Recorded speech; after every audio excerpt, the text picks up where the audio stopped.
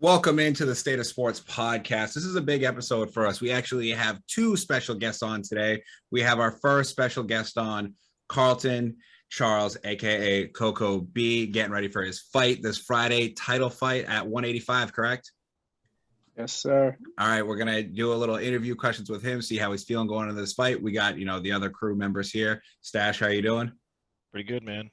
Pretty Doing good. Well, Yeah, it's sad about those socks, but that's okay. There's always next year. yeah, we'll talk about that later.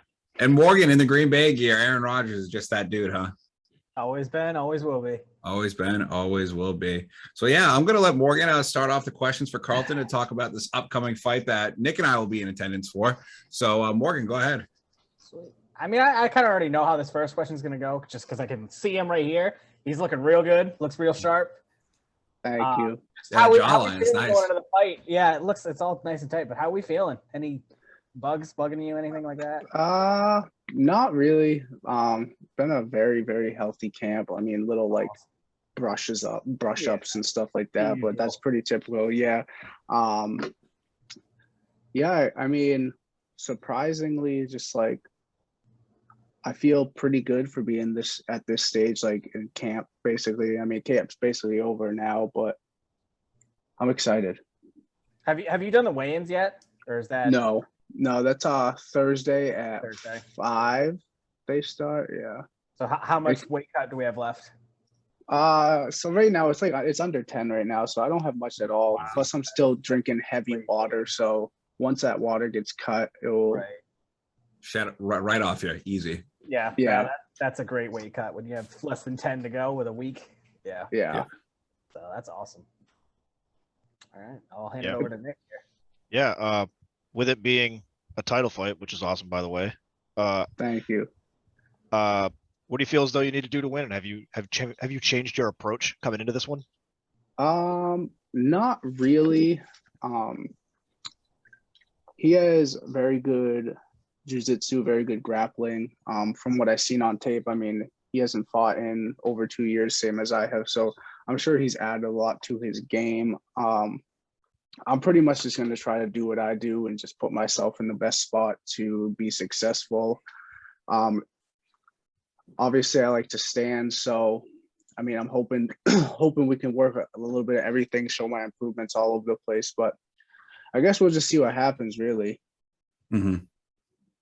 Yeah. Yeah, you just got to go in there and, play your game, and it's going to play out the way it plays out. We'll see. Exactly. See if those takedown defenses are ready to go. Some good sprawling from you.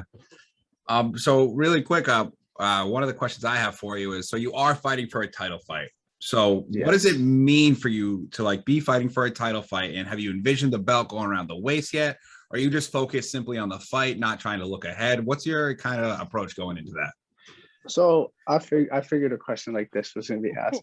A lot of people look at it like, oh, or like any fight, and they're just like, it's another fight, and it's like, not really. Yeah. It's a different feeling. Yeah, exactly. So I mean, it's more rounds. It's 5 and not 3. I don't really. I'm trying to think. Like, it is another fight, and I'm just trying not to make the moment too big where I get too anxious. But obviously, it's not like a small deal for me. Like, fight wise, this is probably the biggest fight of my career so far. Mm-hmm. I mean, technically, I'm undefeated at 85 because the only time I've lost is when I decided to venture down and decide I wanted to cut too much weight, which obviously isn't the path to go. Shout out to Paulo Costa. Yeah. Yeah.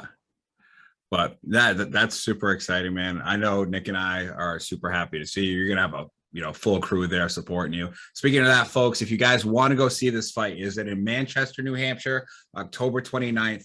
Carlton still does have limited tickets available. Hit him up on Instagram at CocoB Charles 12_19. It'll be down below in the description. So now let's get to the fun stuff for you real quick. How about damn Cowboys? Oh, I'm very happy with how they're playing right now. I mean, as a Cowboys fan, it's kind of scary though, because you never know what they're gonna do, really. Yeah. But it does have a different feel. Yeah, for sure. It's like Dak, like I've talked about Dak on here, and I was like, he's literally making throws I never thought he'd be able to make at the NFL level. Like he's like dropping it in there. And I mean, he's got a plethora of weapons, but that shouldn't, be held against him because he's putting the ball in the places where it needs to be. And like his ball placement has been crazy good. So, yeah. And the defense, I mean, Diggs is crazy. His ball skills for a corner. It's insane. Looking like you out there. Good old flag football. Let's go. Yeah, let's go. I feel at the beginning of the season they'd won a couple, and I was like, whatever. Like that's probably gonna fall on its face pretty soon. But I'm actually starting to like feel pretty optimistic about them. Plus, they play in a crappy division too, so like that also helps. Definitely. We'll definitely be squeezing in the playoffs, I think. Yeah, I don't think we'll be squeezing. I think you guys are gonna run the NFC East easy. Yeah, I mean they're what three games up right now? Yeah. 4 games up? Yeah. Not a chance in that NFC East. No, it's all but wrapped up. Yeah. That should feel good for you two. You guys should be excited, I am. I mean, we'll see what happens until they decide to go on a skid and finish 8-8. Or hey, end up with Aaron Rodgers coming to that place who won't. Positive note, Carlton. They can't finish 8-8 because it's 17 games now. Oh. Yeah. So could be 9-8. I mean, yeah, that's true. That is true. But they always do that. They always they're not terrible, but they're not that good. So then they never get the greatest draft picks. And it's like, would you guys just either decide to be good or not good? Yeah, that purgatory and that 12 to 22 pick is just that's not where you want to be in the NFL. Yeah. But I think that's all we got for you tonight. Good luck in your fight. I will be. I just want to give a few shout outs on. Go ahead. Oh yeah, I know you got some sponsorships. My girl sponsors. I got All Med Staffing. That's check the shirt. Oh yeah, yes. Flatline Concrete of New England. Blackberry Engraving. We got the Borough Barbershop. We have you guys at the SOS podcast, the State of Sports. I got Jim Cole for his carpentry and construction company.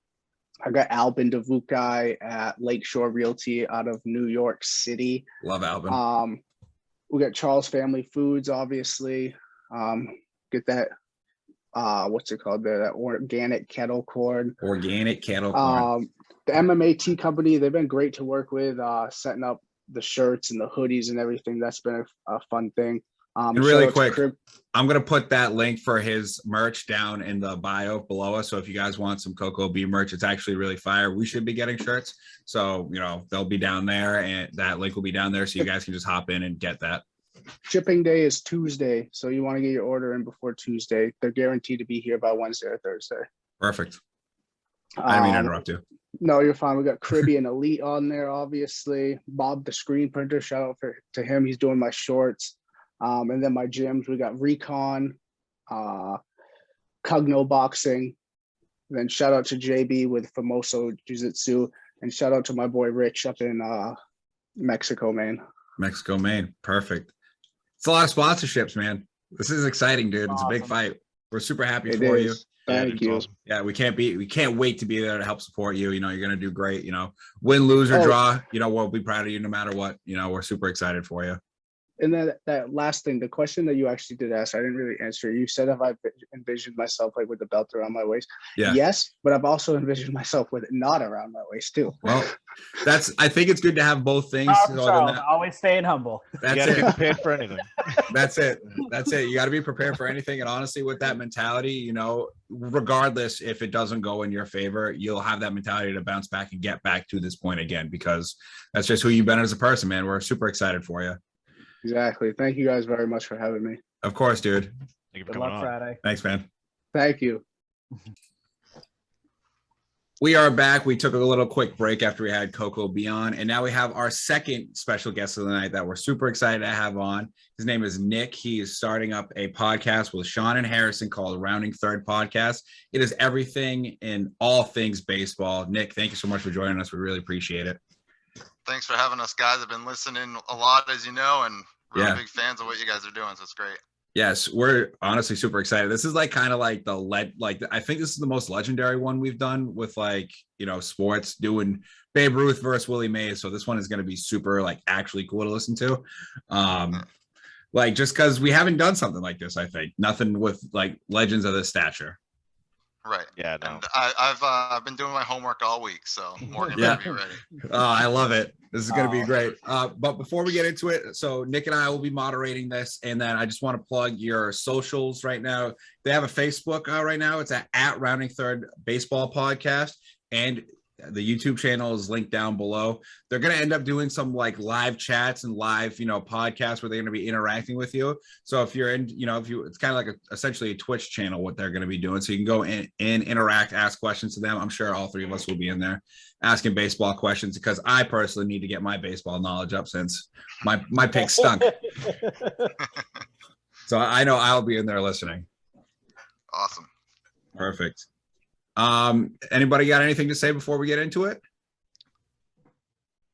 We're, You guys we're ready? just really pumped to have you guys or to be here tonight and looking forward to starting the podcast tomorrow night. So Awesome. We're super excited. We're excited to hear it. All right. So we got Babe Ruth versus Willie Mays. Morgan will be taking Babe Ruth. Nick will be taking Willie Mays. Nick is the away team. You get to pick whether you go first or second for the opening argument. I'll go second. I'll take the home Perfect. team. I love it. I don't need to be the home team to win this one. Ooh. Bring it. George Herman Ruth is the original king of baseball. George? Sorry. Sandlot quote. James Earl Jones, when they're talking about Babe Ruth, he just goes, George? The He Sultan of was- SWAT. The king of Clash? The king of Clash? That wimpy deer. All right, sorry, Morgan. I'll stop. No, that's all good. So Babe Ruth was probably the first U.S. athlete that was a global phenomenon, where he was just the most known person outside of, like, back then it was presidents. It was like the presidents, and then it was Babe Ruth. He started his career in Boston. He was a pitcher, one of the best pitchers for at least a couple of years when he was pitching. Led the league in ERA 1 year. Boston kind of wasted his hitting talent, though, as he only didn't hit till his fifth season with him. So once he went to New York, that's where his hitting really took off, where he wanted to start focus on hitting. So he went to New York. Everybody kind of knows the story. He went on 714 home runs, home run king. I mean, he's just one of the most iconic baseball players there ever was and is. I think both these names, when you hear baseball, like these names pop into your head. Yeah. They're 1 and 2. Yeah. It just depends. Willie Mays is first and Babe Ruth second. That's all. I love it. Sure. And Barry Bonds is somewhere down there. Yeah, I'd say like 49, 50th somewhere down there. Now you're just trying to get under my skin. Hey, doesn't even crack the top 50. He's like Clay Thompson, 77 out of 75. Dude, terrible. So my open argument is this. Mays played in an era that was completely integrated. We don't know what other talent Babe Ruth could have faced in that time period. Willie Mays did. Willie Mays faced it all. Willie Mays faced 14 Hall of Fame pitchers in his career. Who did Ruth hit against? Do we know? Can we name any pitchers that he hit against? This is Morgan. Yeah, Morgan. This is you. I mean, not big names, but. So I did research on that because he did hit against Walter Johnson and Lefty Grove and 5 other Hall of Famers. But Willie Mays had 1,319 plate appearances. He hit 289, had 56 home runs off those Hall of Fame pitchers. 18 off Warren Spahn, 13 off Drysdale, 5 off Sandy Koufax, and 4 off impressive. Robin Roberts and Fergie Jenkins. Damn, that's So impressive. he was good against good pitching as well. 25-year career, 24 All-Star appearances, tied for the most with Hank Aaron. He had at least 1 hit in 15 of those All-Star games. 12 Gold Gloves, tied for the most. Really quick, he was an all-star for a quarter of a century. I just want everybody to understand that. Yeah. Sorry, Nick, go ahead. No, it's all good, right? Yeah. It's crazy. 24. It's insane. Like Insane. offhand, do you happen to know which season he wasn't an all-star? Was it his first? It was his rookie year. Even though did he get rookie of the year? And well, yeah, he did. So it might not have Yeah. been his rookie year. I know his last year of his career was not very good. He went to the Mets, and it wasn't a very good year. Still 24 However, All-Star appearances. So 24 is ridiculous. Yeah. Nuts. He had 10 seasons of 100 RBI seasons. He had 22 extra inning home runs. Wow. So in extra innings, 22 home runs. 2-time MVP, was in the running for 13 years out of his career. 4-time stolen base leader, and a major league record of 7,095 putouts Damn. in the outfield. Ooh. In an outfield that was built for a football stadium. Yeah. Yep. The Polo Grounds was 483 feet to center field. You still can't hit it out in MLB The Show. Like today. You say that, but Babe Ruth did. He hit one out of the Polo Grounds. Did he hit it to dead center? Dead center? Yeah. He hit it over 500 feet. Where's the tape? Give me the stat cast. I want the advanced metrics on that. So, and Willie Mays was also like the first 5-tool player, right? Players now are based on what Willie Mays' career or his persona, his playability was. Yeah, it's true. Yeah, So- I mean, I definitely like jumping right into it. I want you guys to touch on what you brought up. A really good point is that Babe Ruth was playing before the league was integrated, and Yeah. it's really tough to tell like what he would have done. Like, would he transition? Because I feel like Willie Mays probably would have transitioned pretty well to today's game.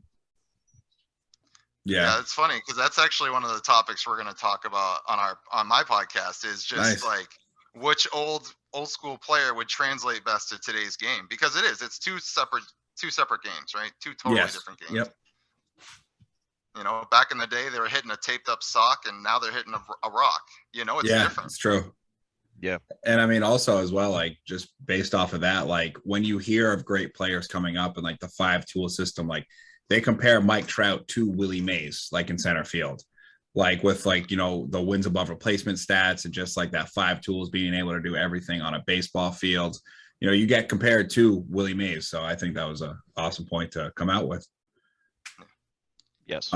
So now we're on to counter arguments. Who wants to throw the first jab? Babe Ruth is a 7-time world champion,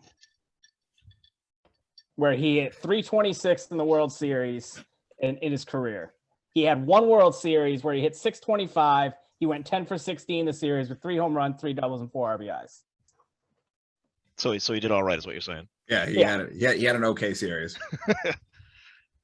Yeah, Willie Mays doesn't have the playoffs. He just doesn't. I mean, I can't really argue with any of that. He was on deck when Bobby Thompson hit shot heard around the world, though. That's about his claim to fame in the playoffs. Yeah. He was on deck. He almost hit. Here's the thing, though, is did that guy get that pitch because Willie Mays was on deck and they didn't want to throw to Willie? See, that's a good way to spin it. Now we're Possibly, cooking. for Yeah. sure, right? You know, because Sure. sometimes pitchers just want to attack a guy with, you know, say a Barry Bonds, a Willie Mays, you know, coming up next because they want to get that out as quick as possible. And then, you know, Right. they just glance over that guy. And next thing you know, he's taking you 420 to left center field and Castellanos makes it a 4-0 ball game. For sure. Yeah. Willie Mays did serve 2 years in the military after his rookie season. Oh, wow. When he came back, he hit 41 home runs. Willie Mays averaged 36 home runs a year. So if you take those 2 years that he took the military service and you add 72 home runs, is he past Babe Ruth's career? Oh yeah, he is. Oh, man. I didn't know. He's at 732. If Uh-oh. he averaged those 36 home runs, Uh-oh, he is Morgan. past Babe Ruth. That's something I didn't know. That's interesting. Yeah. What did Willie Mays finish out at? 660? 660. 660. Damn, that's crazy. You can say that, but the first 4 years of Babe Ruth's career, he only had 800 plate appearances. He only hit 20 home runs because he was a main time pitcher. He wasn't playing every day. So in 4 years, he hit 20 home runs. The next 17, he hit this 694. Yeah. It's an absurd amount of home runs. He was definitely playing catch up. I mean, he had 12-time home run champ back then. He had 6 straight seasons of 40-plus home runs. Damn. From 1926 to 1932, and 11 total 40-plus home run seasons. It's bananas. Yeah. Right? You say he wouldn't. It's the hitting, but that hitting translates. It doesn't matter the era. If you can hit, you can hit. See, I disagree with that because like pitchers back then weren't throwing like 90 miles an hour. They just weren't. They were out there to extend, their innings and such to try to get to like 9 innings of throwing. We're talking about one of the greatest hitters of all time. The greatest hitters adjust. That's what baseball is. You adjust. But I would like to see Babe Ruth try to hit against a 93 mile an hour slider off Jacob deGrom right now. It's not happening. Not a chance. No way. There's no way he saw that bit. I know what you're saying. Like he would adjust and like, but man, oh man, dude, everyone throws triple digits now. It's just a completely different game. It really is. And like what makes baseball so great, it is the greatest, like, what if this happened? What if this didn't happen? Like. Yeah. No, for sure. I completely agree with you. And it's really interesting too, because like Willie Mays' stats off those Hall of Fame pitchers, like getting that close to like 300 facing those level of pitchers is really insane. Yeah, absolutely. I mean, both guys are incredible. Like there's no answers or buts about it, but pretty nuts though that Willie Mays left and came back and still accomplished what he did. It's like Ted Williams-esque. Like, yeah, no, I didn't know he left for 2 years. That's incredible. Yeah. I actually got to see Willie Mays in person, which was actually sick. And I didn't know I was going to see him. It was in high school, just graduated high school, and I ended up taking a trip out to San Francisco. And we went to a game there, and it just happened the Red Sox were in town while we were there. So we went, and one of his teammates was getting his jersey retired, and Willie Mays was there. And I was like, holy shit, that's Willie Mays. And like, there's been, very few athletes that I've seen in person that I've been like, holy shit, that is, so-and-so. The only other one besides Willie Mays, I will say, is like LeBron James. Like seeing him in person, I was like, holy shit. So it's just like that level of legend, it was cool to just, be in the same building as him. So Babe Ruth had the pitching, right? Willie Mays obviously had the defense. Okay. Mm-hmm. Willie Mays had a defensive WAR of 18.2 at the Polo Grounds, mind you.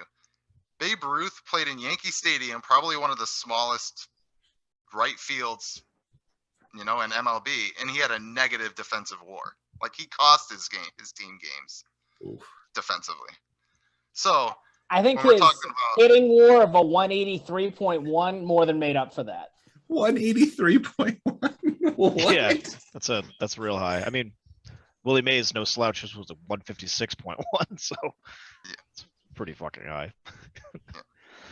So really quick, is that based off that time? So like, Babe Ruth's WAR is based off, the early 1900s, and Willie Mays is based off the era he played in? I just want to get that stat correct. I'm pretty sure that's how it is. They take like the defensive range of everybody in their era and how much ground they would have to cover. And it's a crazy metric, but see, that makes more sense. Like why I think Babe's is higher because of, the level of players that were around him obviously wasn't as it was as, baseball has evolved to Willie Mays' era. Kind of akin to Bill Russell. Yes, correct. Sorry. No, it's all good. I have a question for Morgan. Yeah. So looking through this, you've already rattled off a few stats for him. Babe Ruth is taking Willie Mays in a lot of stats. He's just got more. But Willie Mays has way more accolades. So you say that. So up until 1930, players could only be voted for and win the MVP once.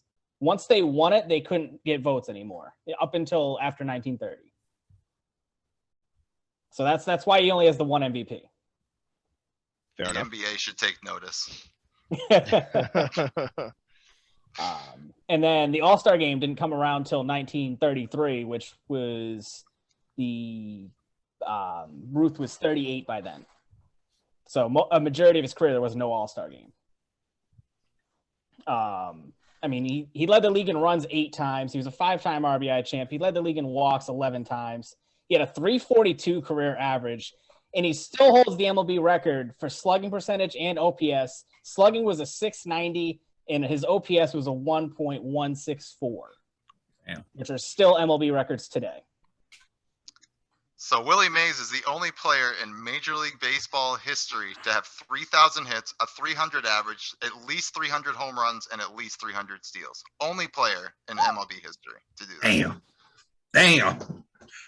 That's a nasty stat. He is one of 4 players to have a 20, 20, 20, and 20 season. 20 doubles, 20 triples, 20 home runs, 20 stolen bases. Holy shit. Damn. He was, as the kids say, fucking good. Yeah. Yeah. And he was number 24. I mean, we could do a whole episode. The best 24. Yeah. Yeah, the best. Way better than that Kobe Bryant guy. All right. How many home runs does Kobe Bryant have, Morgan? None. I bet he could hit some. No doubt. Yeah, he is a professional athlete. I'm sure he could. All these accolades you brought up. 1998 Sporting News article ranked him number 1 on baseball's 100 greatest players. Willie Mays was number 2. So even the writers said Babe Ruth was number 1. Well, we all know how we feel about the baseball writers on this podcast. Morgan. So I can use it to my advantage. Of course. And what is that? 62 years or 58 years after his last game in the baseball in 1993, Associated Press tied him with Muhammad Ali as the most recognizable athlete in America. 60 years after he stopped playing. That's crazy. That is pretty crazy. Yeah, you can't really compete with that, right? Like Morgan said at the beginning, like he was the first sports icon, period, ever. Mm-hmm. You know, beer in one hand, hot dog in the other, and in the 7th inning, it's like people loved it. They ate it up. I mean, if a professional athlete did that now, I think he would be, beloved. Yeah, well, I mean, like, what is it? Like Miguel Cabrera going over to the stands and sneaking nachos on a pop-out, like, stuff like that. Like, yeah, it's the best. People love that, right? And the fan interaction, like, there's nobody second to Babe. He was always around the kids. Mm-hmm. Yeah, Like he was in the public eye. Yeah. But, definitely like one of the first athletes to be in the public eye. When I was reading up on some stuff to think of some little questions and shit to ask you guys to pit you against each other, I came across that Babe Ruth was given a Presidential Medal of Freedom from Donald Trump. Willie Mays had it in, I think, 2009. Obama gave it to him. He gave it to him so long after he died. So Willie Mays though got it first. So that's a kind of a point for Willie. Just saying. And he was alive for it. Right. He's the only member of the 600 club with a 4 home run game too. Willie Mays. Really? Really? Wow, that's super interesting. I didn't know that. Yeah, I didn't know that either. Another member of that group, another great 24, Ken Griffey Jr. Just wanted to throw him in there. Right. Anytime I can. Yeah. I want to let's do what we always do. I want to go off the diamond and talk about these dudes' personal lives. Morgan, do you want to tell us about Babe Ruth off the field? I mean, for the most part, after he retired, he was trying to get a managing job and he just stay in baseball. And teams just didn't want him for whatever. They just didn't like him. He was somewhat a dickhead to some teams, but he really didn't do much else after baseball. I mean, he really was just trying to get back into baseball. I picture Babe Ruth as a baseball manager being very similar to Ed Orgeron being a football coach, and bringing the ladies around quite a bit, letting the kids take BP out on the field, just chasing the women. That's how I picture the Babe being, Yeah. Beer in one hand, hot dog in another, and just trying to hit on the ladies. So I do have this little tidbit, right? Mays is the godfather of who, Morgan? The greatest hitter of all time, Barry Bonds. Yeah, number 50th on the all-time list. Right. Yeah, I mean, That's well known, incredible. but you had athletes like Jackie Robinson often criticize Willie Mays for not being engaged in like the civil rights activism during his time. He was very criticized by Jackie Robinson by that. Dude went to war though. Yeah, it's True. That's just what Jackie Robinson did. That's his words. So Morgan's like, I mean, not me, you know. I mean, that's a whole nother episode to talk about No, what Jackie yeah. Robinson went through. You know what I mean? That's Like, I true. mean, have you ever been to the Hall of Fame? It's nuts. Yes, They actually is have his crazy. hate mail in there, and it's just, It's gross. it is. Yeah. It's disgusting. Yeah. And like, I could definitely see the criticism on that. If someone's not completely in your corner Yeah. while you're trying to integrate baseball like that, then yeah, you're gonna have sour feelings. But you also, I mean, look at today. Like, people just don't want to get into it. They plead the Yeah. fifth. They Yeah. back off and they let other people handle it. Mm-hmm. It's the culture now. You might say the wrong Yep. thing and then you're And done. I mean, and if you do say something about it, then you're getting yelled at for talking about politics while you're playing sports. So there's no good way to go about it anymore because people it's a suck. lose. It's a lose-lose situation. Sometimes it's best to just keep it to yourself. Yeah. Absolutely. But yeah, I mean, There's one thing I haven't brought up that I've been kind of waiting is Willie Mays doesn't have a curse named after him. Babe Ruth had the curse of the Great Bambino, as one of you true Red Sox fans know. thank you. That's me. I mean, after they traded Babe Ruth, they never went to they never won a World Series till 2004, and it's kind that's because of Grady Little. Yeah. Grady will never forgive you for this. But that being said, I mean, it's still one of the most known curses, whatever you want to go with, superstition, baseball thing, allure, known to baseball. So really quick, I want to piggyback off that real quick. What do you think is a better curse name? The Curse of the Great Bambino or the Curse of the Billy Goat? Curse of the Bambino. Yeah, hands down. You It's think not so? even close. I'm a Cubs fan. It's Which one is a more ridiculous curse, though? A Billy The Goat goat one. or Babe Billy Ruth? Goat All one. right. Yeah, I just want to You get guys that got in there. cursed by a goat. The Cubs are just looking for an excuse to blame all the losses on. Yeah, They're for like- real. They're just standing I in mean, the crowd. They're it was, like, "Oh, it there's was a definitely goat." still Steve Bartman's fault, but whatever. Oh, 100%. Moises Alou had that ball all day. Oh yeah. They're like, why are you Yeah. guys so bad? And they're like, you see that fucking goat over there? That guy. That goes to that goat in that outfield. A fucking literal scapegoat. Oh man. Yeah. I mean, I don't have much more. I mean, we've pretty much said my piece on Willie Mays. Like I said, I mean, it's a win-win. They're both ridiculous, and the numbers that both of them put up are stupid. It's It's Yeah. just whether if you think the best player is a pitcher hitter combination or a guy that can hit, field, throw, run, hit for power. You Yeah. know, that's the thing about baseball, right? It's so beautiful that Ozzie Smith is in the Hall of Fame because of defense, and you know, Babe Ruth's in there for offense. Like it's such a unique game where you have just completely opposite ends of the spectrum, and you have great ones. Absolutely. 100%. I know which way I'm going. Nick, do you know which way you're I- going? I've reached my verdict too. And I also, just Morgan, to throw something, Go ahead. Sorry, Nick. Go ahead. throw something into Morgan's side real quick. It is also pretty cool, the fact that, you know, the home run record for Babe Ruth, like he'll always have that too. Just Chicks being, dig the home run long king. ball. Yeah, that's what I'm saying. Morgan, do you have any final points that you would like to make before we? I mean, legacy wise, it's Babe Ruth. You go legacy. His bat, he hit the first home run, sold for $1.2 million in 2004. His 1927 World Series ring, owned by Charlie Sheen, was just sold in 2017 for $2 million. Then I mean, your Yankees. I had to pay for that Coke somehow. I mean, Yankee Stadium was referred to as the house that Ruth built. I think when you're talking Yankees iconic status, he's the most iconic Yankee there ever is. Sorry, it's not Jeter. But and just weird things with Ruth. No one else has ever had the last name Ruth in baseball, ever. Is that true? Yes. That's so weird. That's It interesting. is such a weird thing Yeah.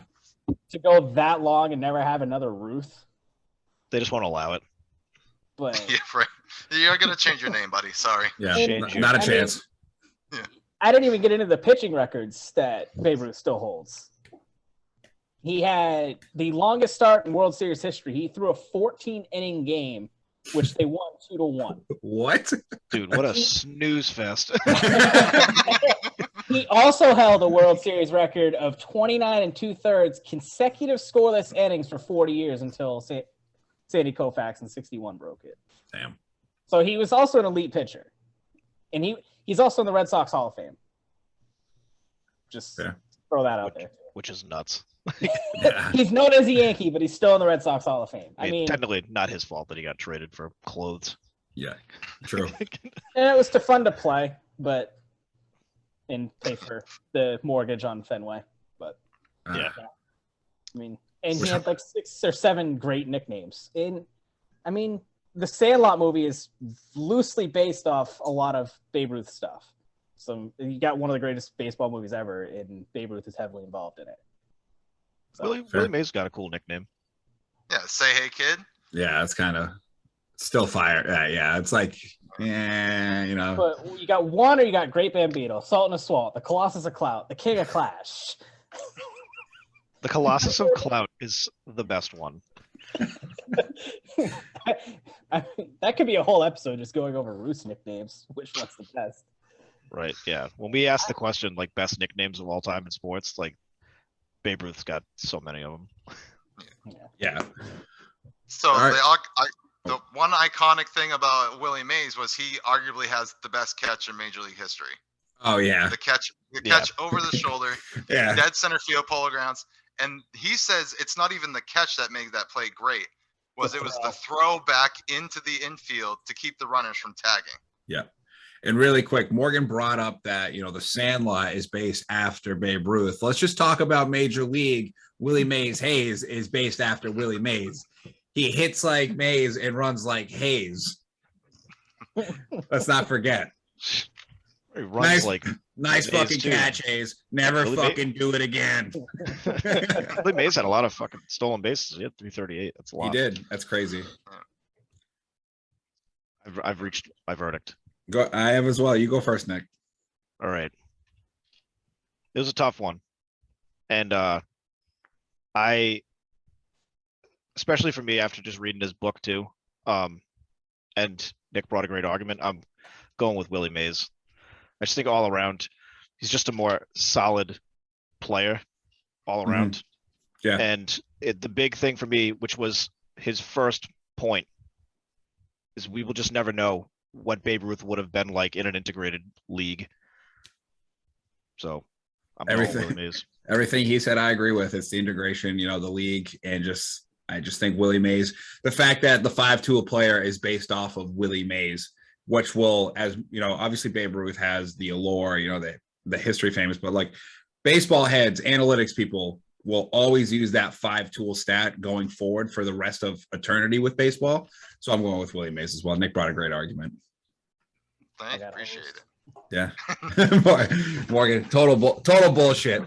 So Nick, we usually do a weekly wrap up and we let you go, but really quick, I do want to get your prediction for this World Series, as we have a World Series match set. We got Braves versus the Astros. I think 99.9% of America is rooting for the Braves, but how do you think it's going to play out? I'm heavily rooting for the Braves, don't get me wrong, but I mean, that Astros lineup is no joke. I mean, top to bottom. Top to bottom, they need to get Maldonado out and put Jason Castro in there if you're going to go for offense, honestly. Mm-hmm. I mean, Maldonado saves you runs, but when you're scoring 12 runs a game, it's not going to matter. The Braves pitching is okay. Their bullpen's been Yeah, and their bullpen's been way above, like playing above. Yeah, and what was what it? they Tyler should. Matzik? Yeah. Matzik's been lights out, and last year their pitching is the reason they lost their 3-1 lead. Yeah. So I don't think they have quite the pitching to get them through it. So unfortunately, I think it will be the Astros in 6. I'll give the Braves 2 games. Okay. Yeah, I pretty much agree with that. I think the Astros are just a scary team. They are a scary team. And McCullers might come back. We don't know. My thing is I think this Braves team is a team of destiny. Honestly, it's just everything is clicking at the right time. Like obviously the guys in the bullpen are starting to get hot, pitching very well. And it's only a 7-game series. Anything can happen in a 7-game series. It's true. And Right, but look at what look what the Red Sox just did though. Correct. Games 2, game 3, they just raked and then they just fell asleep. So I mean, the same thing could totally happen. I agree. It totally could happen. And maybe the Astros bats cool off, maybe they don't. But there's just something about I want the Braves to win, so I'm like talking myself into the Braves winning. Right. Yeah. And both teams going into this series got hot at the right time. So Yep. And the Braves are without Acuna. You put Acuna in that lineup, man, like it's a totally different game. completely yeah. different. Absolute stud. Morgan, your prediction, then we'll let Nick get out of here. I mean, the Astros are the better team. I think the Braves can maybe get a game, but I think the Astros are going to absolutely dominate it. And I am the 1.1% rooting for the Astros. Get the fuck out of here, dude. Because I love a good villain. You're such a fucking contrarian. They're not even honestly. a good villain, though. They're a sucky villain. Yeah, they literally got caught cheating.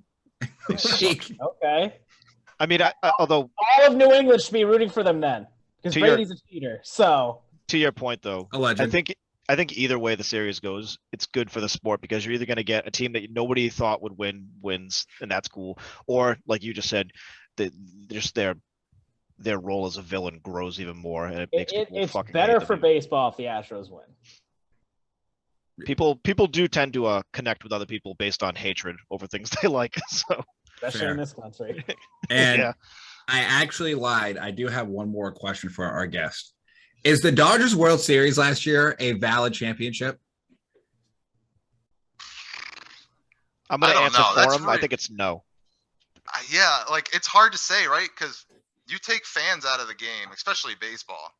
Like that's a complete game changer. You're playing in a vacuum, and like if you're in a jam on the pitcher's mound as an opposing team in a home stadium, the pressure goes away when there's nobody sitting in the seats.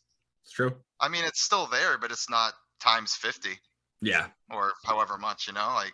I mean, so, yeah, look at the Braves last night. That Matzik, the striking out with the 2 runners on second and third, and shutting that down. That place was electric. I mean, who hit the home run last night? Rosario. I literally saw that. That guy's been on fire. I saw the highlight of that, and he just knows it's gone off the bat. And you just see everybody in the stadium losing their fucking mind, and he's like talking to the dugout, like hyped up. That was an awesome moment. That was super, super cool. I don't know. So what's going to be more annoying in the World Series? The Braves chop for 9 innings or Joe Buck? Joe Buck. Oh, you two would get along. You both hate Joe Buck. Why do you guys hate Joe Buck? Dude, he's the worst. He's so bad. At least Tim McCarver's not with him anymore, but still, like, Joe Buck is terrible, man. You like him for football? No. Oh, man. That's crazy. I don't like him as a person. I just can't. All right. That's fair. You know what? Yeah. As we're all allowed to have our opinions, But Nick, really, again, thank you so much for coming on. We're super excited to get to listen to your podcast. Again, guys, that is Rounding Third Podcast.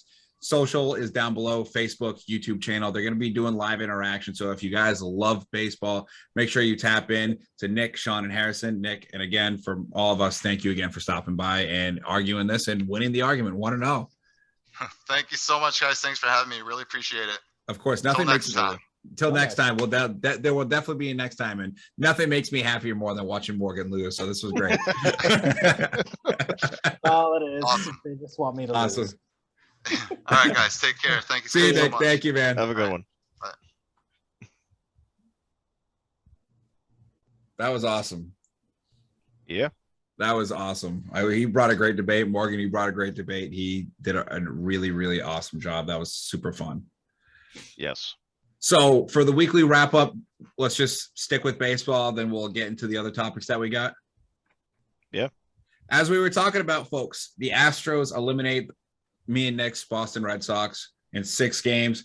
Yordi Alvarez gets ALCS MVP. I watched that home run in game 5 off the bat, off a sail, and I was just like, that was the most effortless swing to go out over the monster. Just so simple, easy, good hitting, playing, gone. It was insane.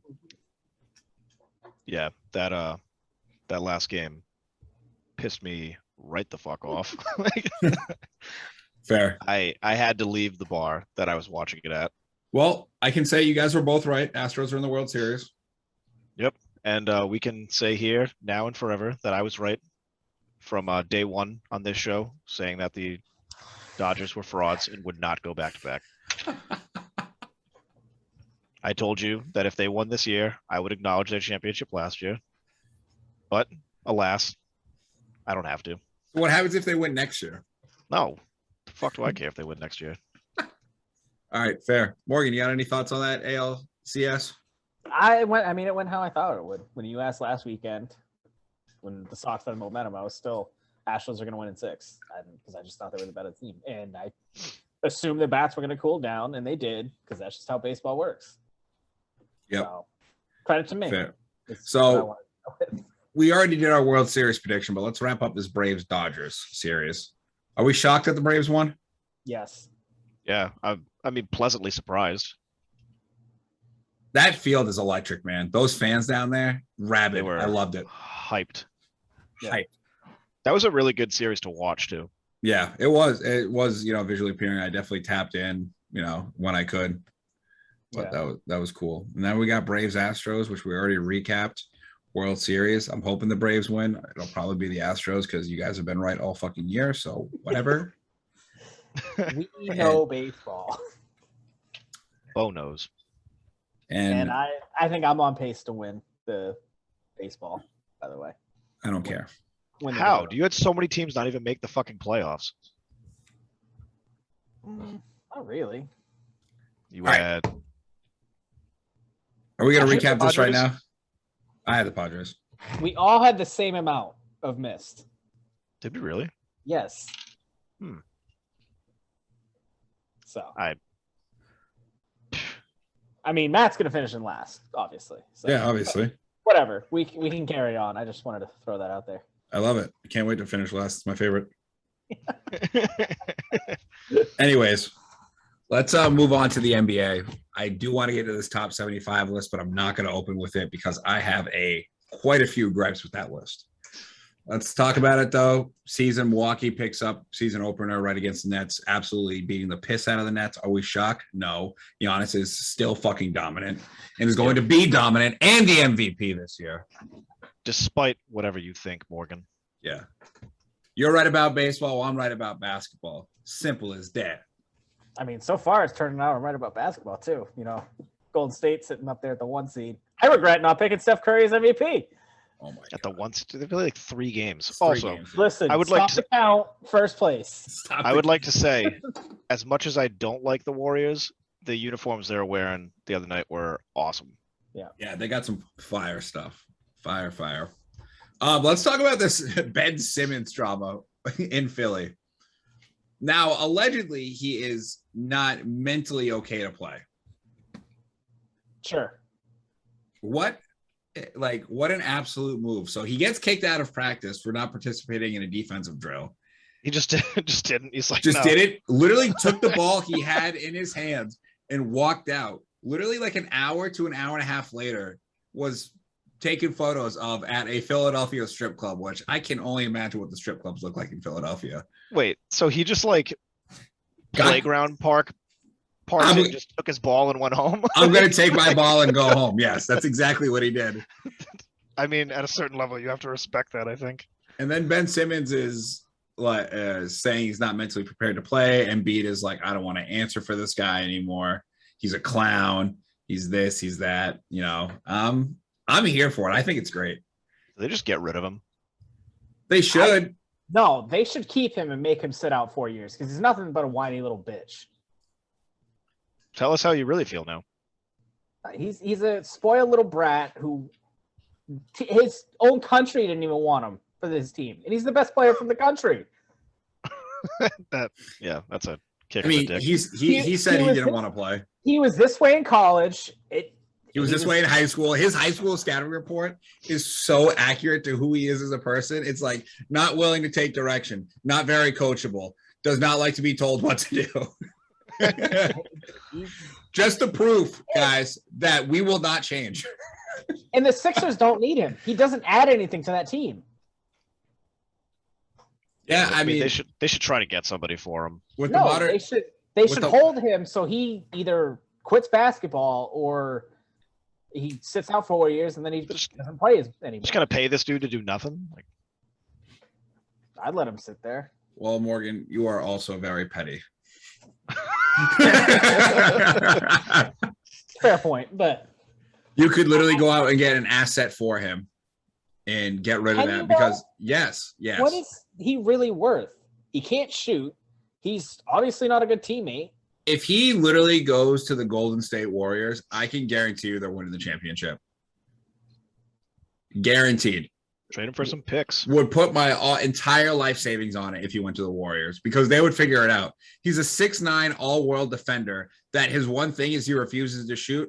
Okay, we already have that in a little older version of Draymond Green. We'll just replace Draymond with Ben Simmons. Can you imagine that?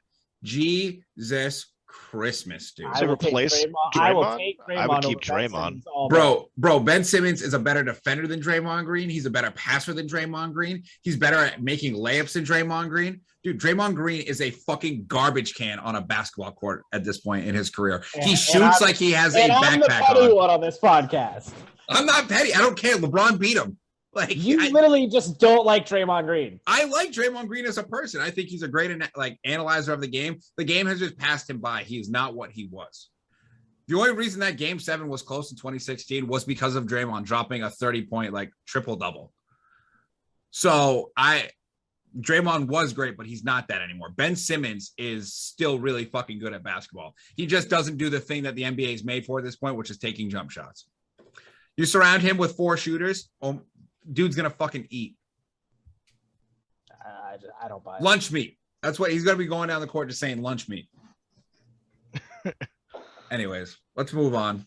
Lakers are struggling early, not surprising. A bunch of new pieces with the LeBron team. This is kind of par for the course. But what was funny was the AD and Dwight scuffle. What were they arguing on the arguing bench. about? No idea, but I don't know if you saw the video of somebody posted on Twitter going, this dude thinks he's in the office. One of the teammates of AD and Dwight Howard, they're sitting there arguing, and this is the camera. He just turns like this and pretends like he's in the office, just staring at the camera like Jim. So what I read and heard was when they came off the bench, Dwight said something to AD, and then Dwight said, well, at least I'm out there fucking trying. Oh, It was something like that where he called AD's lack of effort out or something like that. AD needs that. He is lazy. Good. I don't know. Good, Dwight. Fuck him. Bro, let's talk about Dwight Howard. The fact that Dwight Howard was left off the NBA 75th anniversary team is a fucking travesty and Crazy. it's Craziness. a fucking joke. His resume is better than probably 30% of the people on there. Definitely better than Carmelo Anthony's, definitely better than Bill Walton's, better than Damian Lillard's, better than Anthony Davis, better than Reggie Miller. All of them. It is better. He's a 3-time defensive player of the year. He made all NBA around 6 times with Orlando. He's an NBA champion. Dwight Howard peak in Orlando is one of the argument was who is better? Who would you rather have, LeBron James or Dwight Howard at that point? That's what the argument was. Dwight Howard, it's a fucking joke. It's crazy that he's not on there. How do you put Damian Lillard on there who doesn't have a fucking MVP? Or how many first all-team NBA teams does he have? Maybe fucking 1. He's not even the best fucking shooting point guard in the NBA. How is he on there over Dwight Howard? That's a fucking joke. Yeah. I don't disagree. Lillard shouldn't be on there. Okay. Like, I don't believe Lillard should be on that list. I think Tony Parker should be on that list. 4-time champion. Yep. Leader of the Spurs. Like, he should be there. Finals MVP. Manu's right on the edge of that, I think. Yeah, Klay Thompson. Klay Thompson. Yeah. See, out of those three you just mentioned, I would have Klay over all of them. And honestly, the guy is fucking crazy, but the fact that Kyrie Irving isn't on there is kind of ridiculous as well. I don't know if that's true. He literally. What is he without LeBron? He has literally one of the biggest shots in finals history. So one shot gets you on that list. I mean, fucking Damian Lillard. If it comes down to one shot, why isn't Robert Horry out there? I mean, I wouldn't argue with Robert Horry. He's a 7-time champion. But like, here's my thing: is like, how is Damian Lillard ahead of Kyrie Irving on there? That doesn't make sense. Does not compute. Who voted? Fucking writers, of course. Fucking dick squeezers.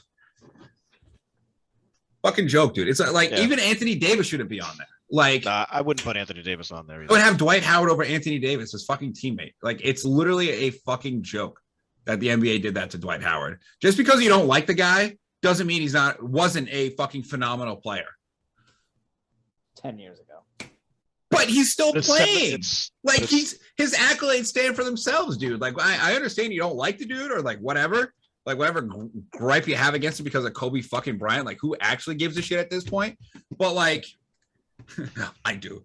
But like, dude, he is literally a 8-time All-Star, 5-time NBA All-First team.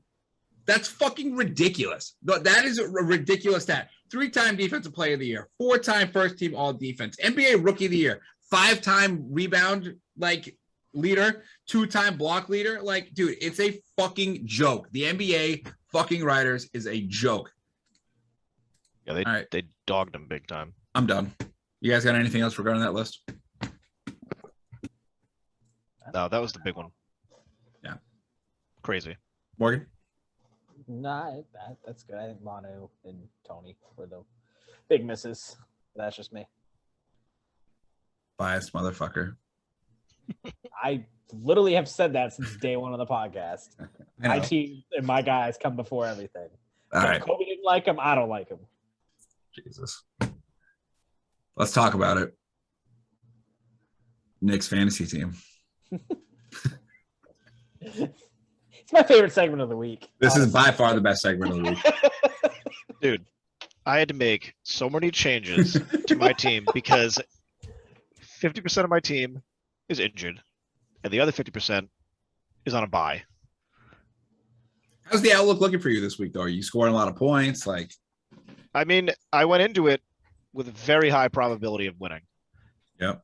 And then up until the last 2 minutes of one of the games, the dude took like a 30-point jump on me, and I'm down to like a 15% chance of winning because Patrick Mahomes, that shitbag, only scored me 7 points. Shitbag. We're gonna get to the Chiefs. That's gonna be fun, but damn. What's your win probability, Matt? 94. Oh, very nice. Yours? I'm sitting at 81, so not too bad, but I still have a player to go, so listen, I feel pretty good. Yeah, not too shabby, but let's actually talk about something real quick that I do want to talk about is the fact that, on my team, I just happened to draft Cooper Kupp, who at this point, first off, kind of good. Second off, he had a stat today that through 6 games, the only other receiver all time to have over 600 yards and 6 touchdowns is him and Randy Moss. Yeah. That's insane. He's a machine right now. He's a machine. Absolute Stafford machine. is killing it. You're never going to get Cooper from me, Morgan, as much as you beg. It's not going to happen. And Mike Evans, great. But yeah, Nick, fantasy football, baby. Gotta love it. Are you still tanking or are you back on trying to make the playoffs? Tanking. Let's talk some deals later. I mean, there's nothing I can do at this point. I'm not in dead last. I'm not in dead last, but I feel like I am. I think so anybody that plays fantasy football, your first year playing fantasy Middle football, of the pack. no, your goal should just be not being the last place team. I'm not last. Yeah. Am I wrong, Morgan? Like your goal, that should be your goal. I guess I had a higher standard for myself. That's the problem is you have like these standards for yourself, and sometimes you don't accomplish goals. So then at the end of the day, when I don't accomplish goals that I like have or don't have, I'm not disappointed with myself. I found out I'm never that if you have a disappointed goal, with you myself. might not reach it. If you don't have a goal, then you are never disappointed. I gotta tell you, it feels phenomenal. Great dodgeball quote. Let's do our NFL recap. Let's get into it. Cleveland beats Denver without Baker. Baker's fucking done in Cleveland. I think we all called that one. I think we did. Third string running back gets called out by LeBron James on Twitter. On the podium is literally like, wait, like LeBron James tweeted about me? Like just starstruck. So that was a pretty cool scene for that guy, you know. I mean, how many times the kid balled out? Balled out, ran really well. He was definitely not a finesse guy, but he ran really, really tough. Jamal Williams style. Yeah. Super hard. Yep, super hard. So I think Baker's days in Cleveland are numbered, man. Said it on the gambling episode. I'm going to say it here again. Bye-bye, Baker. So long. You guys got anything for that game? I mean, Cleveland did what I thought they would do. I almost had the game called right. I mean, I thought it was going to be a kind of a low-scoring game. But You did. Boom. And it was. it's about what I expect out of Case Keenum. He's one of the best backups in the league. Yep. Can control the game for you, and you give him a good defense. He's- You don't turn the ball over, you win. He's a way better game manager than Baker Mayfield. And Denver's poop. Boom. Easy. Let's move on. Morgan's Green Bay Packers. They beat the Washington football team 24-10. Kind of low scoring game, but that Packers defense came up huge with some stops, forced turnovers. Rodgers does Aaron Rodgers things. Morgan, how you feeling?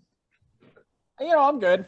I'm not sold on the defense yet because we haven't really beaten an offense that is high powered or just outside of Cincinnati.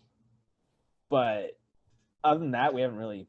Our defense hasn't really played anybody. So I'm not trying to get too high on that defense. They're playing well, but next Thursday is going to be a test because our secondary is beat to shit. We don't have King. We don't have Jair.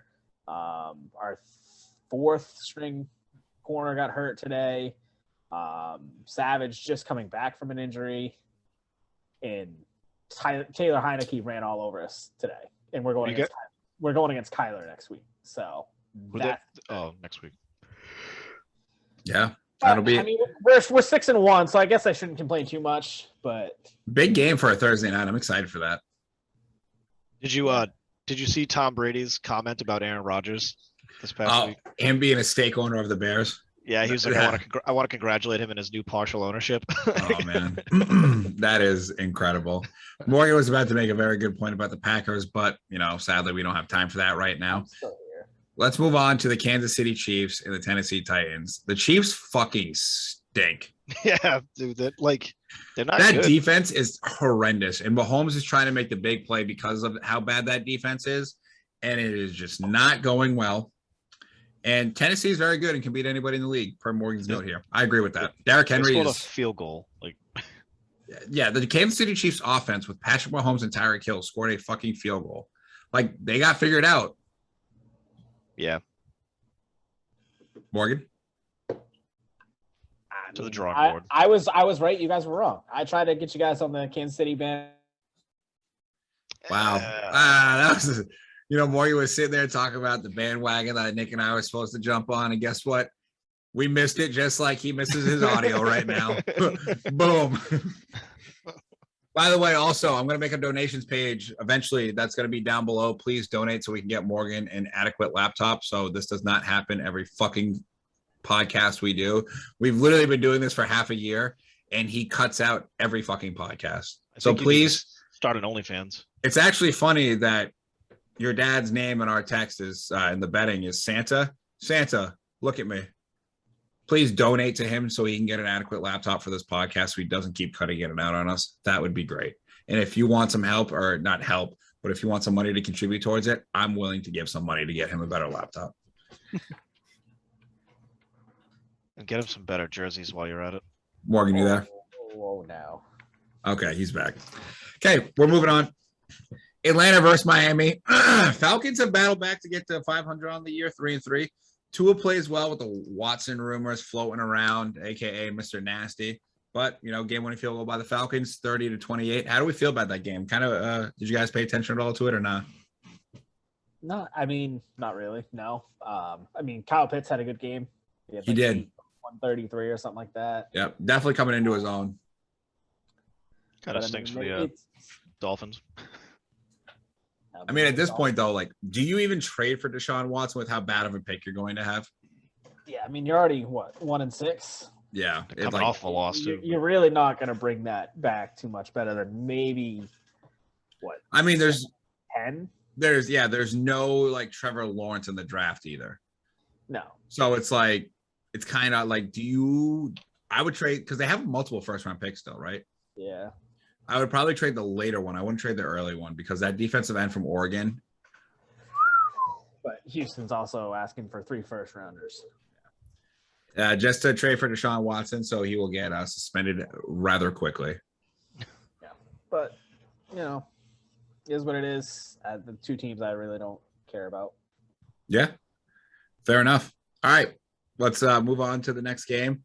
The New York Jets go to New England, a rookie quarterback facing Bill Belichick. Morgan thought could be a potential fucking upset. Patriots fucking roll 54-13. I didn't say upset. I just said they might cover. They absolutely manhandled them. They missed the cover by 34 points. It was close. Was it? I mean, it was close when Wilson was playing it. Once he went out, the game was over. So my bet went null. So that's not how it works. In my spreadsheet, that's how it works. I went 2-1 on the day. Do we think this is a get right game for the Patriots that they'll get on a roll here, or is this just a product of the Jets being the Jets? It's product of being the Jets. Yeah, I wonder who the Patriots have next week. I don't know. Maybe. Who knows? Defense looks sharp. We'll see. I don't know. Mac Jones looked good.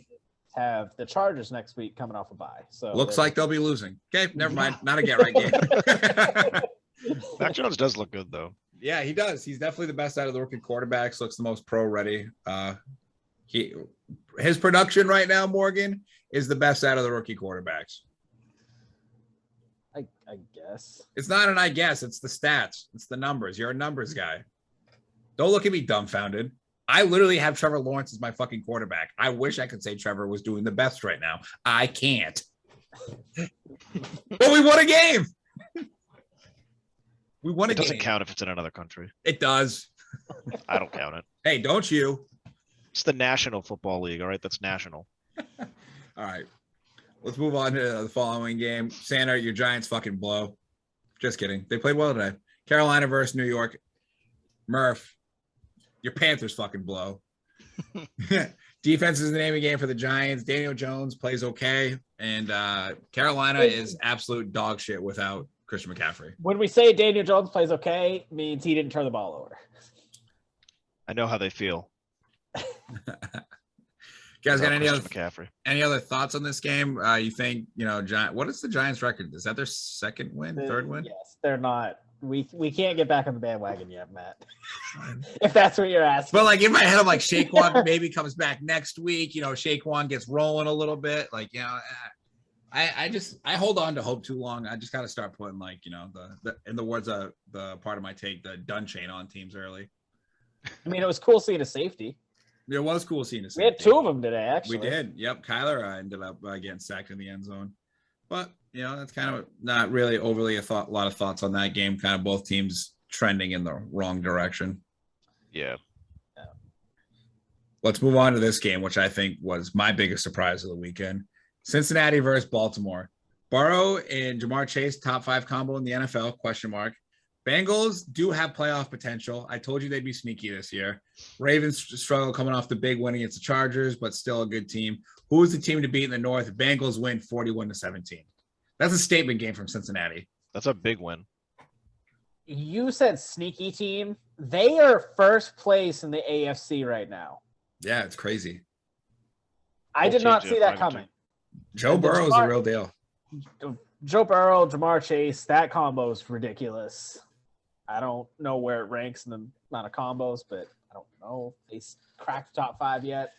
They're pretty good together. Yeah. Well, I mean, they played at LSU together and won a national title. So above average together, I would say. I think that's a fair statement.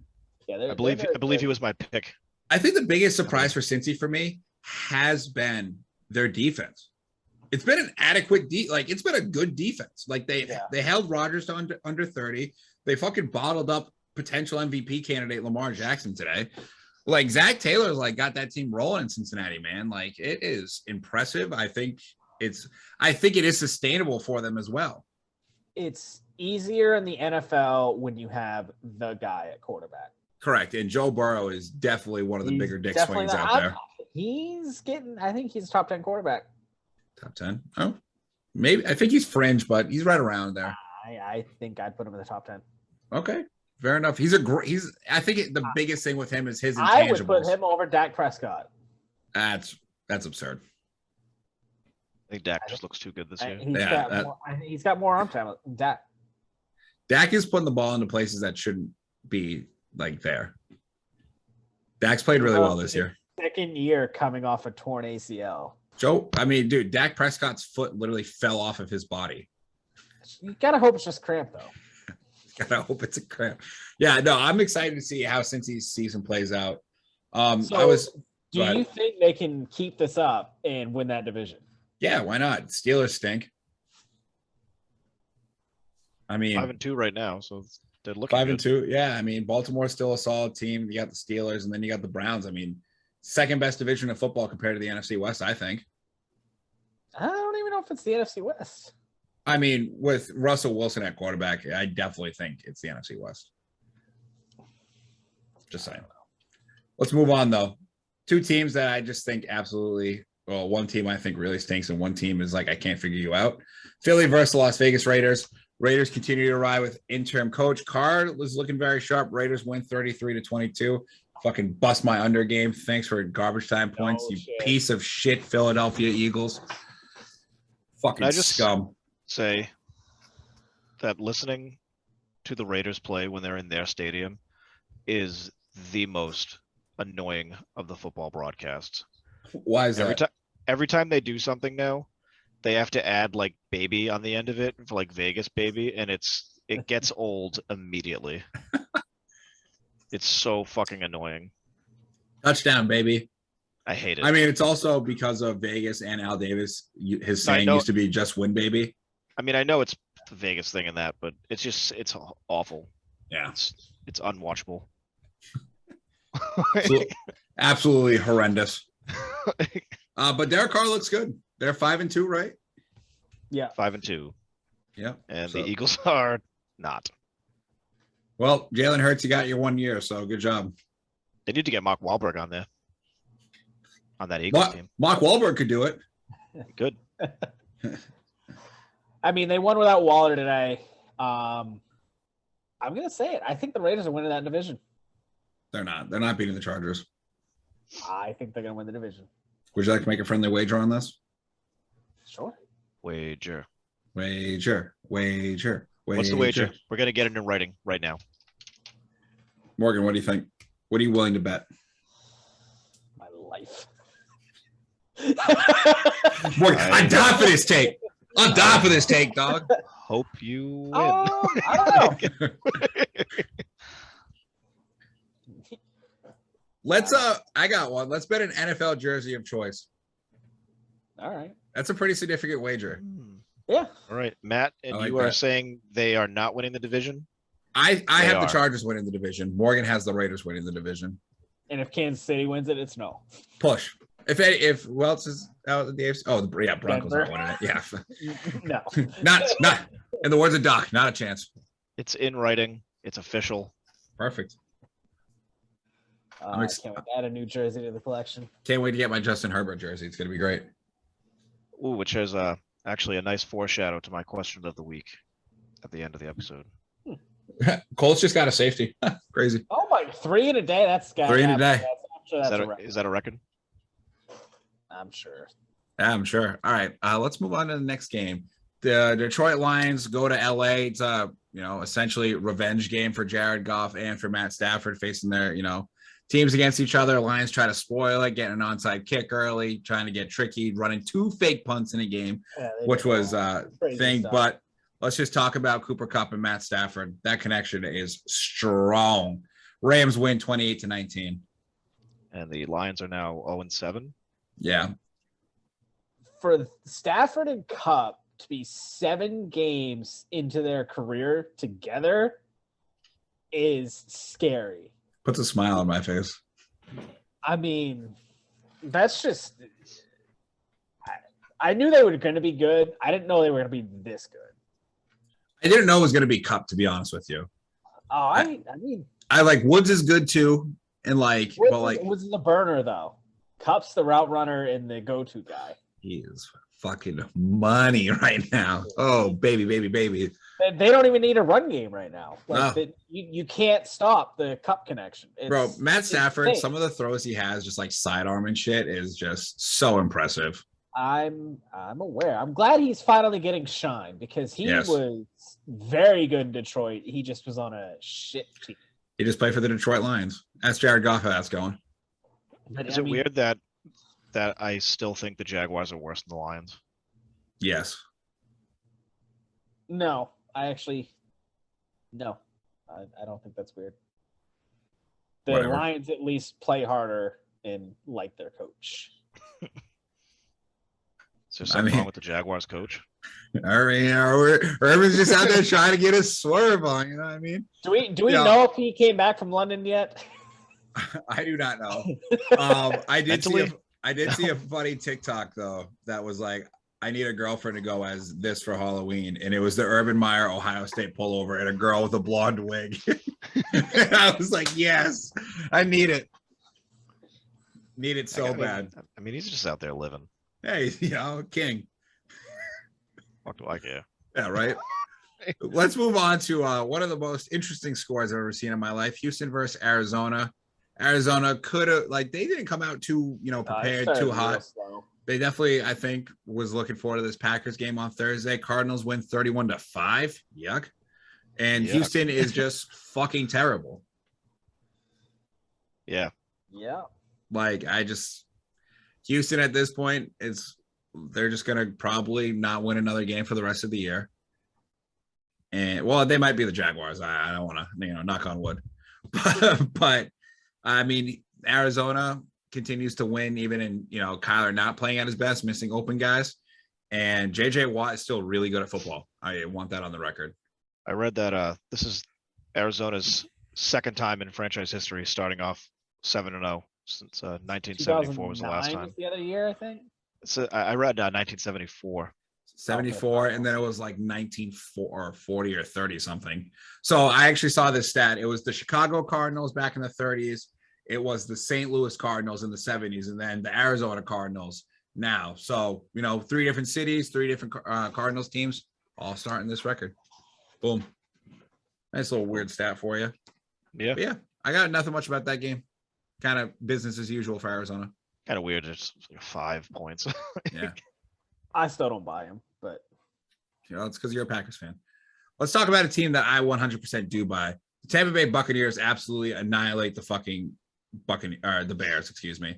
Tom Brady threw a 600 touchdown pass today. He's still, first ever quarterback to do that. The guy fucking doesn't age. I mean, Mike Evans has a huge first half with 3 touchdowns, gives the ball to the fan in the stands for Tom Brady's 600 touchdown pass, which is funny. Hilarious. And the Bucks win 38-3. That defense is just stifling. Fields just had not a fucking chance today. Do you think the Bucks are making it? Yeah, I do. It's so wild to think. He's just so good. It's crazy. And now that he has weapons on the outside, that like Mike Evans, who is catching these contested catches, Brady's letting it loose down the field. And How does he fucking do it? Jack was like, he definitely drinks child's blood. 100%. I think he's been out in Hollywood too long. Yeah, been out in Hollywood Oh too my long. God. Definitely drinks child's blood. Did you guys see that show on Netflix with Paul Rudd, where you go to No. this company and they make like a better version of you? In the show, Tom Brady is leaving when Paul Rudd shows up, and he's like, "You go here," and he's like, "Yeah, it's my 6th time." That's funny. That's an awesome joke. But yeah, I mean, Tampa Bay is just gonna be rolling, man. Yeah, they're pretty good. And Got Chicago, one of the I easiest think, schedules in the NFL. So and Chicago is done for the Who year. was I their think. loss to? Rams in LA. Yeah. I think I'm willing to put on the. We got to come up with something for our own, but the Chicago Bears are getting, friggin' they're done. The done brand. I'm gonna instead of the done chain, done branding. I'm putting the done branding right on the Chicago Bears ass cheek. They're done. They were done last week when Rodgers owned them. So I've owned you my whole fucking life. I still own you.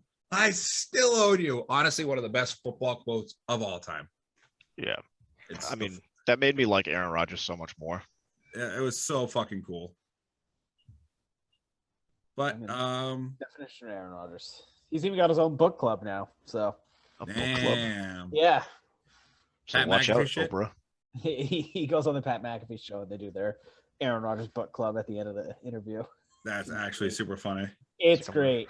I'm reading Twilight right now. No, Hill's 8th book will be on Tuesday. By the way, I love how your dad blames me for the argument that I don't know baseball. Nick chose Willie Mays too, Ken. Fuck. God damn. All right, let's get to our previews. We got that Indy San Fran going game right now. It's pouring rain out in San Fran. I think San Fran's up 5 currently in the second quarter. 12-7. Another weird score. So 5, yes. I stand corrected. Who do we think Indy covers -4? I do.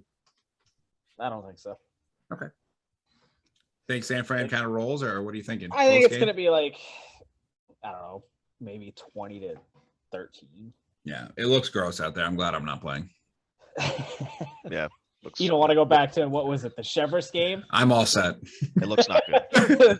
the mud bowl we played in? Bro, you guys we got like 2.5 inches of rain and literally played in a fucking mud that pit. game was fucking crazy. I think the Monday game is going to be fucking boring. I don't know.